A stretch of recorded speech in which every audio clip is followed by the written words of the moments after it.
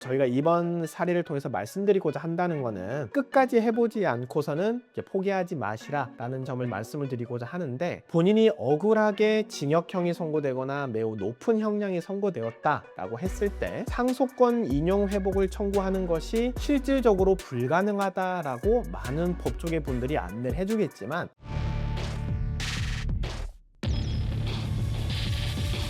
오늘은 조금 생소한 주제에 대해서 말씀을 좀 드려보려고 합니다. 바로 상속권 회복 청구에 대한 내용인데요. 내가 알지도 못한 사이에 재판에 대해서 이미 종결이 됐고 2심, 3심까지 가보고 싶었는데 이미 항소 기간이 끝나버렸어. 상속권 회복 인용을 한번 내가 청구해 볼 수 있는데 이게 과연 인용이 될까라고 알아보신 분들이 있을 것입니다. 여기에 대해서 조금만 알아보신다면 이 상속권에 대해서 실제 인용이 되는 확률이 복조계에서는 실질적으로 이제 불가능에 가깝다라고 평가가 되고 있는데요. 자기가 모르는 사이에 구속영장이 발부돼가지고 갑자기 잡혀 들어간다. 마치 드라마 같은 얘기라고도 생각하시겠지만 실질적으로는 좀 종종 일어나는데요. 바로 법원의 공시송달제도 때문에 발생을 하게 됩니다. 피고인과 연락이 닿지 않는다라고 했을 때 법원 게시판에 어떤 서류를 게시하는 것만으로도 재판을 진행하고 선고까지 내려지게 되기 때문입니다. 만약에 내가 뒤늦게 이와 같은 내용을 알고 억울해서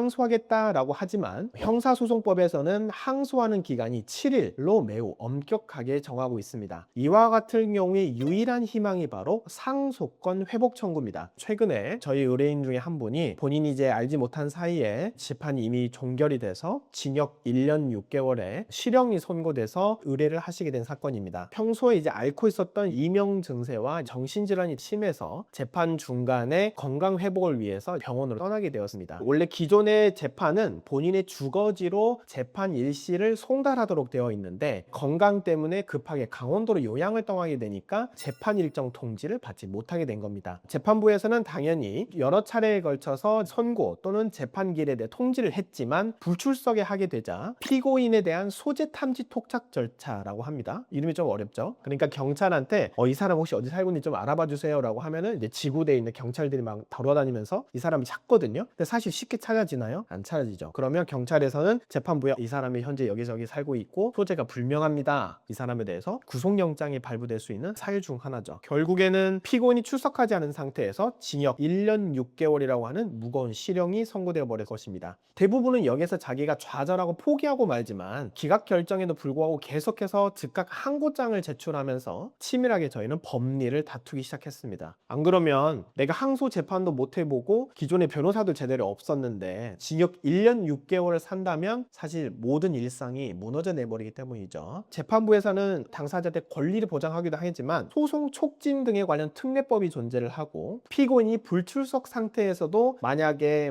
거주지를 이전했거나 장기 출장을 간다거나 또는 다른 교도소에 수감 중인데도 법원 일을 제대로 확인하지 않았다, 이런 절차가 사실 엄청 많거든요. 근데 저희는 여기에서 그 수많은 요건 중에 하나의 요건이 충족되지 않았다라는 것을 찾아낸 건데, 당시 피고인의 휴대전화가 정지되거나 번호가 변경된 상태가 아니었음에도 불구하고 휴대전화에 대해서 어떤 전화를 걸거나 문자를 남기거나 관련된 수사기관을 통해서 송달 장소 확인 및 변경 절차가 거쳐지지 않았다라는 점이 인정이 되어서 피고인의 책임할 수 없는 사유로 피고인에게 실형 선고가 되었다라는 점에 대해 원심 결정을 취소하였고 상속권 회복 청구가 최종적으로 인용되게 되었습니다.